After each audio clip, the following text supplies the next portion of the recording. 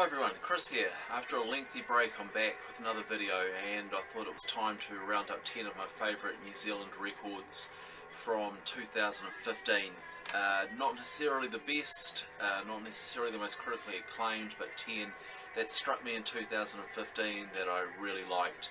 And it was hard to whittle it down, but you know, today these are my 10 favourites from last year. First up, The Chills, Silver Bullet, first album in 19 years, a really strong return from The Chills.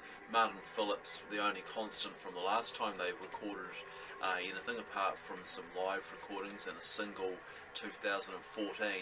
But I was lucky enough to see the band play live in Auckland lunchtime concert the other day, and they were great. They played a lot of material off this new album. It really stood up alongside the older songs, and yeah, there's it's great. There's some classic trademark Martin Phillips pop hooks in here, and I think he's sounding fantastic. That's on WaihekeRecords out of the UK. Another band with a Dunedin connection is Shifting Sands. This is on the fantastic label Fish Rider Records. It's kind of psychedelic indie guitar, and yeah, I'm a great fan of this record. Just keep on coming back to it. If you like David Kilgour, that kind of stuff, some of that kind of, you know, psychedelic influenced indie guitar, as I said, and just kind of bliss out on the guitar tracks here. In fact, Kilgour plays guitar on a couple of tracks on this, and Fish Rider Records have been putting out great psychedelic pop, indie pop for the last couple of years, and this is a real standout record. This gets spun a lot around here, and I love the cover artwork on that as well. Also, Dunedin, Nadia Reid. This came out right towards the end of the year. Listen to Formation, Look for the Signs, and this, if I had to pick one, would probably be my favourite New Zealand record of 2015. I think it's fantastic. She's got a great voice, great songs. Some of it is kind of indie folk, and then others has got this great crunchy guitar which provides a counterpoint to that. A fantastic album. I can't wait to hear more from her, and I'd love to see her live with her band because I think it would be a great show. That's on Spunk Records out of Australia, Nadia Reid. This is what's playing now, and again, this is a return after many years, like The Chills was earlier. This is the Coolies, who started off as a teenage female punk three-piece. I remember seeing them, it must have been 19 odd years ago maybe. They were chaotic, they could barely hold a set together. Shambolic, but great fun, great energy, and some great songs. And all these years later, they've still got that same sense of chaos, but now they've got Stefan Neville from Pumice on drums and producing this, who kind of manages to take all that energy, all that chaos, and hold it together into something which has this huge momentum and energy, and and passion. I just think it's a great record. It's called Kaka, K-A-K-A, from Coolies. That's on Feeding Tube Records. Rattle is a label that's based out of the Victoria University Press, who've been putting out jazz and experimental music for a number of years now. Great releases, but this is their first vinyl release.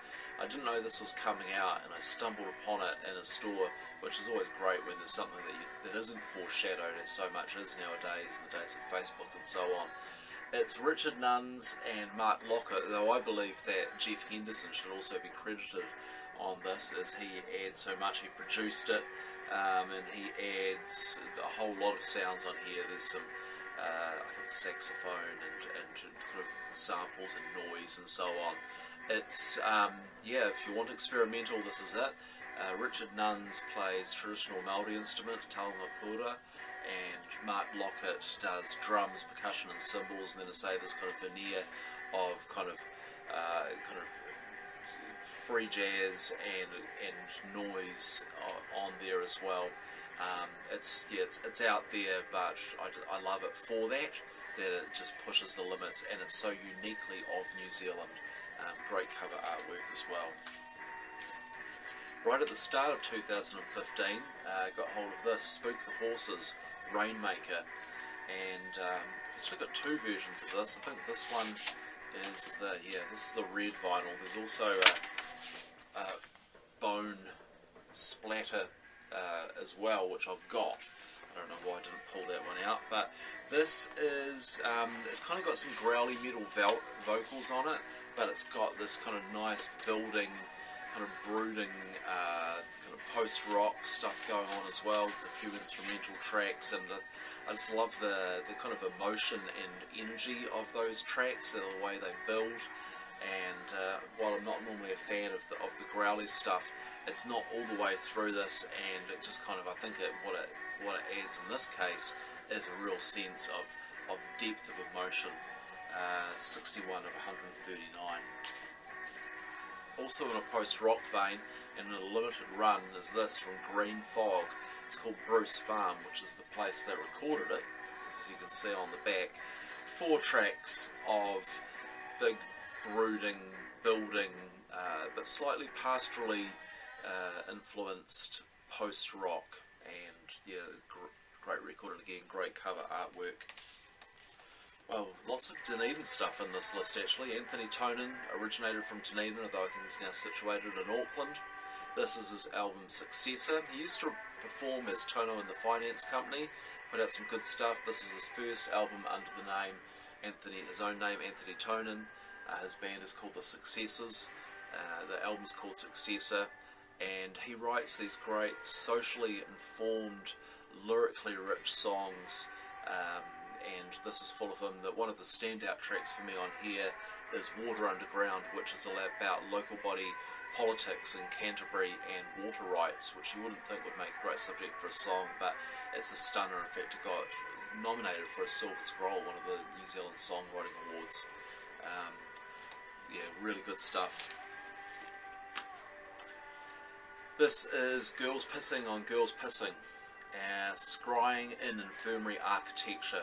This is just wobbly and weird and psychedelic and experimental and odd, and has all these kind of wobbling tones and rhythms with the saxophone thrown in, and you know, I think the artwork kind of fits with the tone of this. What have we got in here? There's the book. So one of the members of the band has been painting his version of tarot cards, and incorporating in here. It's got lyrics in there as well. So this is on WaihekeRecords, company. What's run by? Who's it run by? Benji Jackson. Has gone to the UK now with his partner, but still running the label and still releasing a lot of New Zealand music, and done a really nice job of this. And finally, in this 10 of my favourites of 2015, I wanted to bring the noise, and this is Our Love Will Destroy the World, which is Campbell Neal, and he's recorded his Virtual Cat Motel, Black-Boned Angel, and his current project Our Love Will Destroy the World. This is Carnivorous Rainbows on Bada Bing. It's, how many, what? 1, 2, yeah, 4 tracks of extreme noise, but it just has these tones and undertones and overtones that just flow through it, and if you just listen to it, they just kind of it sounds like just this blast of feedback and noise, but the tone's going to creep through, and it becomes incredibly beautiful. Again, stunning artwork. So a quick run through 10 of my favourites of 2015.